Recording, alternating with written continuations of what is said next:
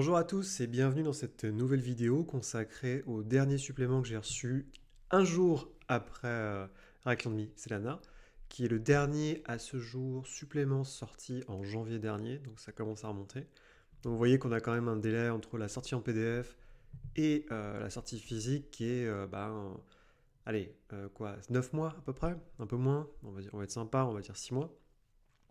Donc, Tribes and Tribulations, qui est un jeu de mots parce qu'il y a une expression, quand on parle de difficulté en anglais, on parle de Trials and Tribulations, est un livre qui se veut un tour d'horizon des peaux vertes, des trolls et des ogres, ce qui est un peu bizarre comme échéancier, mais pourquoi pas. Après, on va voir ce qu'on va voir. Il faut noter quand même que le livre est un peu plus fin que d'habitude. En général, on est sur plus d'une centaine de pages, et là je crois qu'on est à 90, ouais, à peine 100, quoi. Généralement c'est plutôt 120, 130 pour un livre standard. Bon, ça m'a coûté le même prix, c'est pas grave. Donc on va tout de suite se plonger là-dedans. Donc vous avez déjà une petite carte qui vous résume grosso modo les endroits où vivent les orques. Donc la majorité, une grande partie vient des Darklands. Et sur cette carte, on a aussi l'illustration, essentiellement donc la partie sud de l'Empire, à la croisée des chemins avec les montagnes du bout du monde, et une légende qui vous permet de donner plus ou moins où est-ce que vous allez trouver donc des forteresses orques, des tribus d'orques sauvages, des tribus de gobelins, des tribus de gobelins de la nuit, de gobelins des forêts, et ainsi de suite, ainsi que certaines forteresses naines et forteresses naines détruites. Donc on a une illustration de Victor Laza, qui fait avec tous les petits bonhommes dont on a parlé. Et ensuite, on aura directement sur l'introduction, qui est un résumé succinct de toutes les peaux vertes qu'ils sont, leur vie, leur histoire. Alors, c'est très très court, parce qu'évidemment, les peaux vertes ne sont pas connues pour être une civilisation qui tient des bouquins d'histoire, on va dire, pour le moins. Donc, tribus extrêmement hostiles, qui passent leur temps à faire la guerre à tout le monde, qui font la guerre entre eux, qui sont extrêmement petits, costauds, fourbes, brutaux selon le type de race et de sous-race que vous avez. Avec, on commence directement, donc un descriptif de la carte et de son territoire. La carte et le territoire, littéralement c'est ça. Des petites règles justement pour gérer l'animosité qui peut exister entre les orques et les gobelins.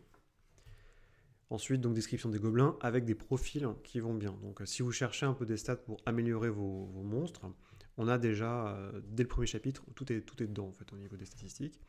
On arrive sur les profils d'orques sauvages. Donc les orques sauvages sont des orques qui vivent dans les Darklands, je crois, qui sont essentiellement maintenus en esclavage par les nains du chaos. Les orques noirs, qui eux sont les pires des orques, les plus puissants, les plus brutaux, ont subodore que les nains du chaos, on les ont altéré génétiquement des orques pour en faire des orques noirs, qui vivent dans les Darklands. Les hobgoblins, qui sont un mix entre à la croisée des chemins entre les orques et les gobelins, qui sont extrêmement vicieux et ont tendance à vivre en fait dans les Badlands, qui vivent entre l'Empire et le Cathay, enfin l'Inde et le Cathay, ce qui fait qu'en gros ils ont une culture qui est proche des hordes mongoles. C'est les pires des pires. Et généralement ils servent de larbin pour les nains du chaos. Et les Snotlings, qui sont les petites bestioles qui sont parents des gobelins et qui vivent en général avec les tribus de gobelins ou d'orques. Les ogres, je suis un peu dubitatif, encore une fois, sur la présence des ogres dans ce bouquin. Autant les trolls, à la limite, on peut les caser. Autant les ogres, en fait, le rationnel des créateurs du livre, derrière la présence des ogres, c'est parce que, même s'ils sont affiliés, c'est des lointains descendants des humains et des halflins, leur mode de vie est proche, tribal, et proche des orques et des gobelins. Ce que je trouve un peu moyen comme suggestion, mais bon, je suppose qu'ils cherchaient un peu à remplir leur bouquin.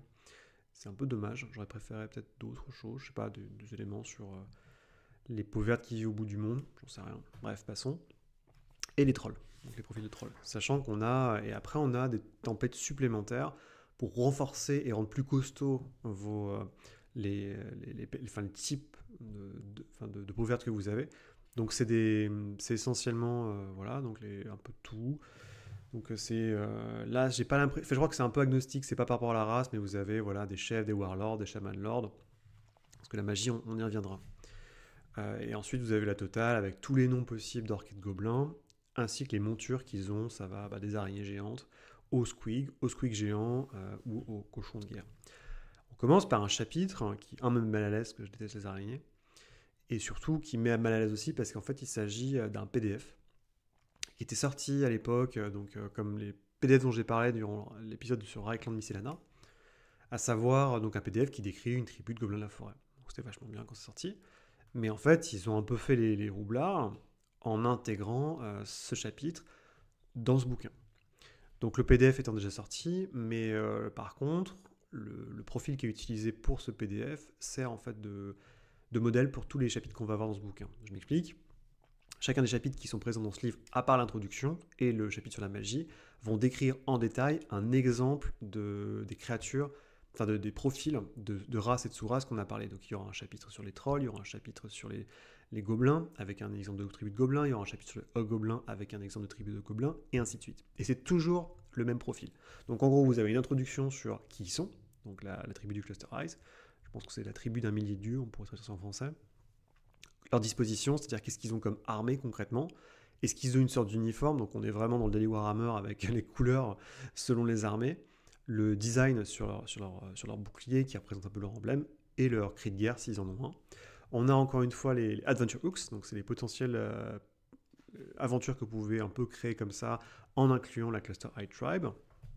Ensuite on a une double page du Dr Weird. Donc le Dr Weird, c'est cette espèce de savant fou un peu dingo qui est à l'université d'Aldorf, qui était décrit dans le bouquin sur Aldorf justement, et qui offre une sorte de petit récit rigolo où il essaye de décrire de manière comme un ethnologue le mode de pensée et de vie de ces gobelins.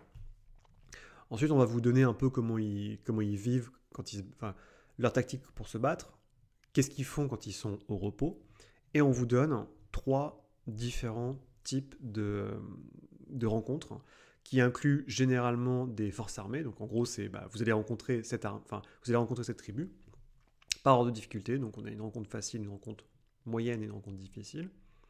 À chaque fois, on vous donne les forces en présence et un squelette de rencontres, de scénarios pour rendre ça un peu plus sexy. Alors toutes les rencontres n'incluent pas forcément toutes les rencontres incluent de la baston, mais on vous donne souvent des chemins alternatifs ou des manières soit de négocier, soit de fuir. Donc ça, c'est entièrement un peu à votre sauce, mais ce modèle-là va être repris dans tous les chapitres. Ensuite, on a la description vraiment de chacun des membres importants de la tribu. Généralement, ça va être le chef, le chaman, et éventuellement les forces loyalistes ou rebelles au sein de la tribu qui veulent prendre la place du chef pour devenir chef à sa place.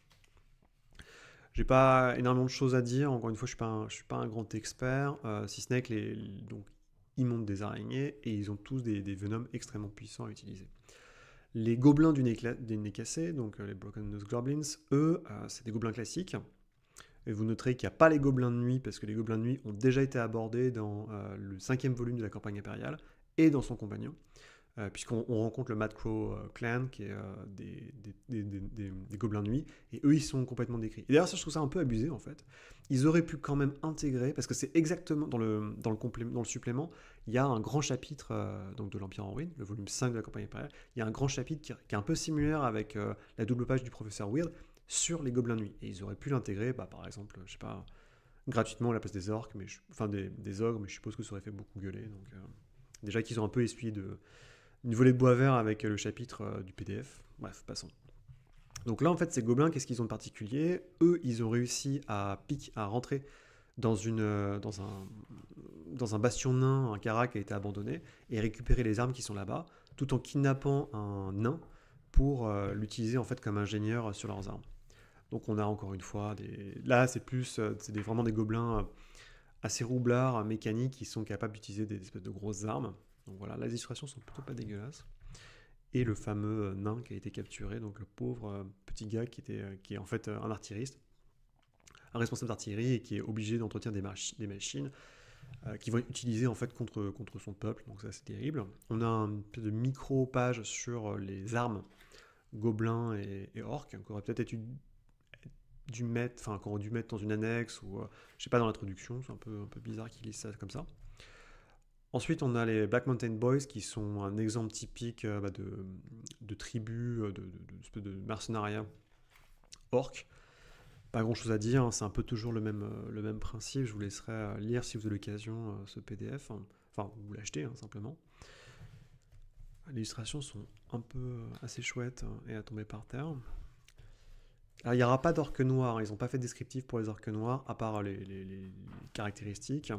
Par contre, on a un autre chapitre sur les orques qui, cette fois, est sur donc les stone snakes, les serpents de pierre, qui sont des orques sauvages, qui ont été en fait réduits en esclavage par les nains du chaos, et ils ont une sorte de grande lutte un peu à la Braveheart pour se libérer, en fait, enfin libérer le plus possible d'orques sauvages des griffes des nains du chaos. Et ils sont un peu différents, beaucoup plus bas, forcément des orques sauvages, donc ils n'ont aucun aspect sur la technologie. Et ils ont une force, à savoir qu'ils contrôlent, enfin, ils ont une maîtrise de la magie chamanique beaucoup plus importante que leurs confrères civilisés. Je n'aime pas du tout ces illustrateurs. Je parle beaucoup des illustrations, effectivement, parce que c'est un peu la première chose qui saute aux yeux. Ça, c'est assez marrant. C'est donc les Wolf Boys de Glacan. Donc, c'est des hobgoblins. Une tribu d'hobgoblins dont le chef a trahi son grand chef, enfin son chef à lui, en fait, dans le Grand Khan. Et donc, il a été exilé. Et il se retrouve à devoir vivre de rapine en Tillée. Donc, au nord de la Tillée. Et donc il pique plein d'objets en Tillée, il se grime de différents atouts pour un peu se fondre dans la masse dans laquelle il ne pourra jamais se fondre. Ils sont tous sur des grands loups, et ils cherchent, ils vivent un peu de rapine, et c'est normalement au joueur qui va incomber, s'il passe dans le coin, de se débarrasser de ces espèces de hobgoblins hargneux, qui sont des grands archers quand même, parce qu'ils vivent de rapine, et ils pourrissent tous un peu autour d'eux. Ils pourrissent tout un peu autour d'eux. Donc voilà, par exemple, le gobelin dont je parlais, qui aime bien s'habiller comme un Tiléen. Profils qui peuvent être utilisés, encore une fois, mais c'est plus pour vous donner un exemple de quel est concrètement un exemple de tribu par rapport au profil qui vous est donné dans l'introduction. Les ogres, donc on a une compagnie de mercenaires d'ogres, donc qui fait beaucoup quand même. Et ça, c'est vraiment gênant. Il y a énormément de renvois aux archives de l'Empire volume 2, je rappelle, où il y a un gros chapitre sur les ogres et sur leur magie. Donc là, on vous dit, bon bah voilà, pour les templates, allez voir dans Archive 2, ce qui est pas terrible, je trouve. Enfin, c'est un peu même moyen. Toujours les mêmes systèmes de rencontres, avec des accroches de scénario, des illustrations à tomber par terre, avec des gros ogres. On a même une ogrette, parce que c'est marrant. Et on finit ce petit chapitre par des sorts de magie supplémentaires pour la Gut Magic, donc la magie, la magie de la Great Maw, donc de l'espèce de dieu adoré, la grande gueule adorée par les ogres. Donc c'est des sorts supplémentaires avec une table de miscast qui vient se mettre en complément de tous les sorts que vous pouvez avoir, comme vous l'avez deviné dans Archives de l'Empire, volume 2. On finit par nos amis les trolls, et ouais, on arrive quasiment déjà à la fin du bouquin. Qui, là, c'est pas vraiment, vu qu'ils n'ont pas d'organisation, il n'y a pas vraiment de culture des trolls, c'est juste, on vous dit, c'est les trolls dans toutes leurs formes. Donc vous avez les descriptifs des trolls communs, les trolls de pierre, les trolls des rivières, les trolls du chaos, et les trolls vomito, enfin les trolls bile trolls, donc je sais pas comment ça se traduit en français. Avec des gros templates pour créer vos trolls et les transformer en troll standard, en troll du chaos par exemple, ou faire une guenaude des rivières, qui sont des trolls en fait qui peuvent lancer des sorts, qui sont extrêmement dangereux. Les trolls étant de base extrêmement dangereux. On avait juste eu un profil du roi des trolls, je crois, sur la mer des Griffes, parce qu'il y a le troll country qui est un peu au nord de l'Empire, et coincé entre Kislev et la Norska. Donc voilà, j'ai beaucoup dans cette situation, c'est l'espèce de guenaude avec son gros bide. Elle a des espèces de couettes, elle a un gros bâton évidemment pour lancer des sorts. Elle tape quand même à 60% de channeling en chiche, donc ça déconne pas trop. Et avant-dernier chapitre sur la magie, où là on va vraiment pousser sur la magie goblin et orc, qui je crois n'était pas du tout appuyé dans le bouquin de base. Donc il y a tout ce que vous voulez, c'est-à-dire que c'est un exemple très classique de magie, on vous explique comment les magiciens sont traités dans les différentes sous-races. Et la grosse différence entre la magie standard et la magie des gobelins et des orques, c'est que c'est un Woog. Le Woog tire sa puissance de l'énergie psychique des orques et des gobelins quand ils sont réussis en groupe. Donc en fait, plus il y a de gobelins autour de vous et d'orques, plus vous êtes balèze, plus c'est facile de lancer des sorts. Si vous êtes tout seul, par contre, vous avez des grosses pénalités. Et vous avez une table de miscast absolument débile, qui est très très marrant, où il y a tout qui pète, où vous faites des multicolores, où tout le monde qui se met à vomir, c'est assez marrant. Liste des objets magiques typiques qu'on peut avoir parmi les orques et les gobelins, avec les bâtons de chaman, les effigies de Gork et de Mork, les dieux de la brutalité. C'est vrai que c'est Morg, dieu de la brutalité avec un petit peu de roublardise, et dieu de la roublardise avec un tout petit peu de brutalité. Les sorts qui sont découpés en deux parties, donc les petits WoG, qui sont des sorts assez simples, et les grands WoG qui vous permettent justement de lancer le fameux WoG, Challenge Rating 12, qui donne des bonus à tous les jets de combat, à tous les orques et les gobelins qui sont situés autour du chaman. Et dernier chapitre, assez court, qui reprend le système de Némésis mis en place dans la V3, qui est un des pignons très importants, enfin en tout cas que je vois dans chacun des bouquins qui sort de la part de Cubicle 7 sur la 4e, à savoir un ensemble donc, d'adversaires sur le long terme. Et là, ce qu'ils font, ils ont rajouté, c'est marrant, ils ont fait une table qui n'existait pas avant, pour transformer un peu, si vous voulez mettre un chef gobelin ou un chef gobelin, je sais pas quoi, on vous propose une table. Vous lancez un D10, il y a 3 aspects, donc la cunning, donc c'est la roublardise, brutality, la brutalité, ambition, l'ambition, et ça vous permet de transformer votre chef orc, qui est un peu standard, en gros c'est moins vaut, moins tu, moins tapé, moins fourbe, avec des éléments supplémentaires. Donc par exemple, dire en fait il a des gardes du corps, et donc parmi ces gardes du corps, il a une très très grosse bête avec lui. C'est quelqu'un qui est habitué, qui est un expert en siège.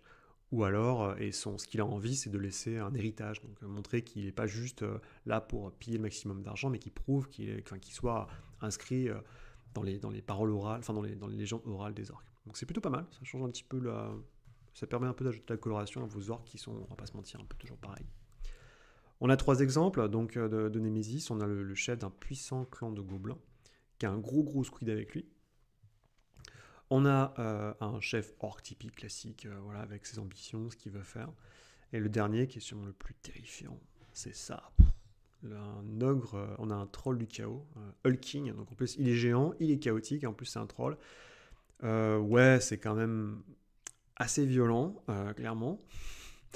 C'est des stats, 76 points de blessure, des stats ça va, mais surtout c'est les traits qu'il a qui sont absolument démentiels. Donc attention.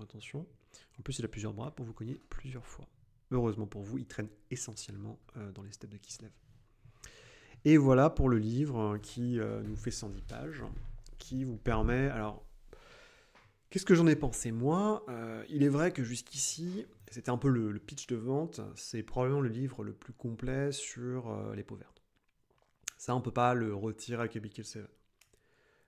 Toutefois, je trouve que déjà le livre est un peu léger. Alors qu'il y a...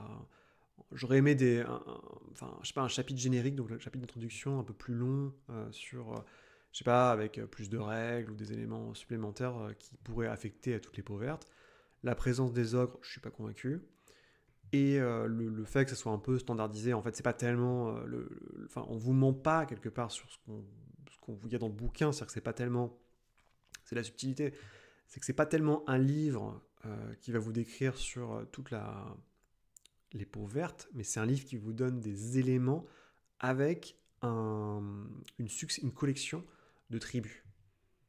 Et c'est comme ça qu'il faut le prendre, vraiment, parce que c'est pas... Et d'ailleurs c'est marqué, parce que c'est marqué un guide, techniquement oui c'est un guide pour les warlords, les warbands et les monsters, mais dans la pratique, vous avez un gros chapitre générique avec pas mal de templates, et un descriptif sommaire des peaux vertes, vous avez un chapitre sur la magie, et le reste, c'est juste un descriptif vraiment de tribus éparses. Alors ça peut être intéressant parce que justement, des tribus déjà décrites, ça vous donne du grain à moudre si jamais vous les intégrez dans votre campagne ou dans vos scénarios. Mais je sais pas, je reste un petit peu sur ma faim. Alors peut-être pas avoir des règles de création pour jouer des personnages orques et gobelins, mais je sais pas, il manque un petit truc pour faire que un supplément qu'on va acheter pour la collectionnite, comme c'est mon cas, deviennent vraiment indispensables. Et j'ai pas le même plaisir que j'ai eu par exemple, je sais pas moi, lire un bouquin sur une ville, donc Salt the Moon, ou même Sea of Claws, qui était un peu désemparé comme ça. Ou Sea of Claws, au final, c'était un descriptif à chaque fois. Bon, il y avait des règles sur la marine, et après, c'était juste un descriptif de pas mal de villes que vous pouviez rencontrer le long de la côte, de la mer des Griffes. Mais là, je sais pas, la magie n'a pas forcément marché pour moi. En tout cas, voilà, ça reste honnête. Faut pas non plus mentir sur la qualité de la chose. Et en plus, je pense que la grosse difficulté du bouquin, c'est que c'était quand même le dernier bouquin qu'on a eu en janvier dernier, en se disant putain, Alors qu'on attendait beaucoup de choses à l'époque, on attendait les livres sur les nains, les livres sur les elfes, et ils ont un peu balancé celui-là, qui n'était pas forcément le plus attendu. Et je pense qu'il paye un peu pour les autres, à savoir que c'est le dernier bouquin qu'on a eu pendant très longtemps, et je crois que psychologiquement, pour les gens qui, comme moi, suivent la VO, ça fait un peu mal, quoi. Mais en tout cas, voilà, c'est bien, je suis content, je l'ai reçu en physique, je l'ai reçu en même temps que Reclan de Miscelana, qui était moins intéressant pour moi. Et j'espère que maintenant, avec la sortie en PDF du livre sur les nains, sur des jours de nains, la machine va se réenclencher. Je sais que normalement, il y a potentiellement peut-être le deuxième livre sur les nains ou le livre des joueurs sur les elfes qui va pas tarder à pousser. Et il y a aussi surtout, moi je suis très très impatient de voir le livre sur Marienbourg, qui est prévu, où ils ont ramené l'auteur originel pour faire des modifications. Et je sais il est bien bien avancé, donc et évidemment, j'attends toujours le livre mystérieux qu'on nous annonce depuis maintenant 2 ans, qui est Death Step Light Feet. Non, c'est plus, c'est Deft Hands Light Steps. En gros, doigt agile et pas silencieux, qui sera consacré aux rôdeurs ainsi qu'aux roublards. Et celui-là, il se fait vraiment attendre. J'aimerais vraiment. Ils l'ont annoncé beaucoup trop tôt, évidemment. Mais celui-là, ouais, j'ai très très hâte de le voir. En attendant, voilà, c'est tout pour moi. Donc je vous souhaite une excellente fin de week-end. Et puis à la prochaine. Allez, salut.